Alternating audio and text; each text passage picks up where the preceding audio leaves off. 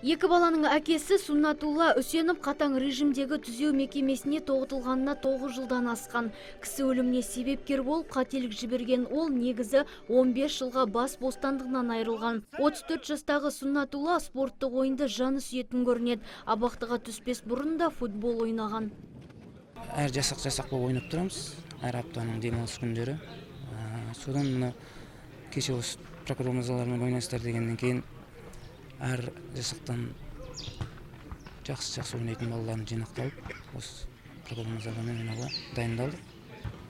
Қуаныштымыз. Мекеме бастығына да, осы прокурор мырзаларға да рахмет. Біздерді сотталсақ та осы ұмытпастан келіп ескеріп отырғандарына.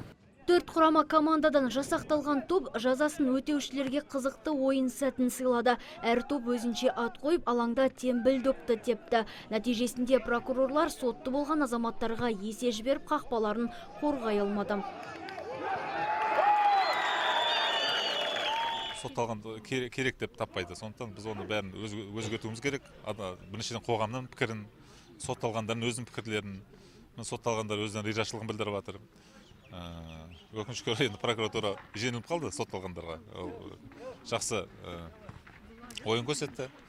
Қазір бірінші, екінші орынға сотталғандардың командасы Астана командасы мен Нұр командасы кездесетін болды. Үшінші, төртінші орынға қылмыстық атқару жүйесінің департаментінің командасы и облыс прокуратурасы үшінші орынға ойнайды. Олар қазір ойнап жатыр, өзіңіз көріп отырсыздар.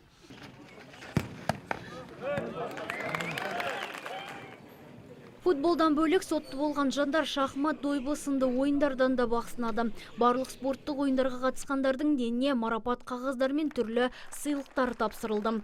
Ал құқық қорғау қызметкерлеріне жазасын өтеушілердің өз қолымен жасаған түрлі бұйымдары табыс етілді.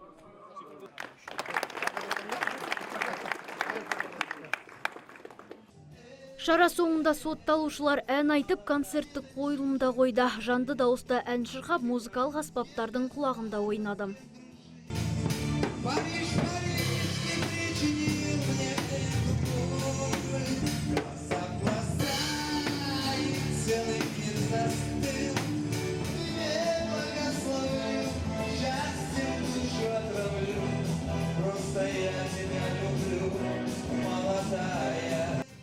Тарқапаста темір торға телміріп отырған жандар 167-те 9 мекемесінде 600-ден астам. Олардың барлығы аса ауыр қылмыс жасағандар мен бұрын сотты болып түрмеге қайта тоғытылғандар. Ең ұзақ жыл арқалап келгендердің алды 25 жылға сотталса, ең төменгі жаза 6 жыл.